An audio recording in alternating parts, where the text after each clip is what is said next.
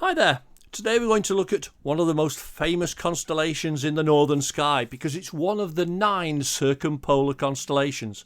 Constellations that never actually set in the northern hemisphere. It's Cassiopeia, the 25th largest constellation of the sky. And of course in mythology Cassiopeia was the wife of King Cephas and the mother of the beautiful Andromeda.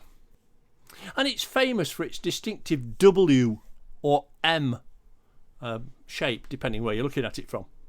It's an asterism formed by 5 bright stars in the constellation, and left to right those stars are Epsilon, Delta, Gamma, Alpha and Beta Cassiopeiae. Let's have a look at them. Shedir is Alpha Cassiopeiae. It's an orange giant, about 228 light years away, and it has a magnitude which ranges between 2.20 and 2.23. Caph, or Beta Cassiopeiae, is a subgiant belonging to a spectral type of F2, if you want to look at spectral types. It's about 54.5 light years away from us, with an apparent magnitude of 2.27. And Gamma Cassiopeiae is the central star in the W, and it's at the moment the brightest star in the constellation. It's a blue star, about 610 light years away from us, with a luminosity, if you were close to it, of about 40,000 times that of the Sun, having about 15 solar masses. It's an eruptive variable star that serves as a prototype for a type of star we call the Gamma Cassiopeiae variables, and it exhibits irregular variations in brightness from about 2.2 to 3.4 magnitude.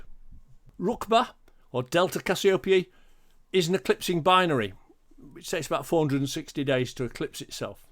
It's 99 light years away from us and has a apparent magnitude that varies between 2.68 and 2.74, and it's the 4th brightest star in the constellation. An Epsilon Cassiopeiae, known as Segin, is a blue-white giant about 440 light years away. It's a magnitude of 3.34, but if you are close to it, it's about 2,500 times more luminous than that of the Sun. It's about 65 million years old, and it's thought that it's at the end of its hydrogen cycle, so it's showing extremely weak spectral absorption of helium. Now, Eta Cassiopeiae, known as Achird, is the nearest star in the constellation to our solar system. It's only about 19.4 light years away, and it's a similar type to the Sun, yellow-white. A little cooler than the Sun.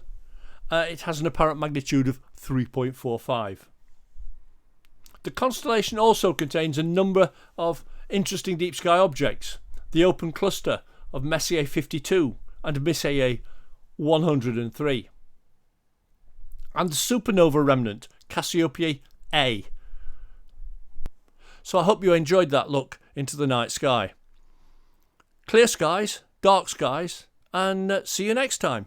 Take care and bye for now.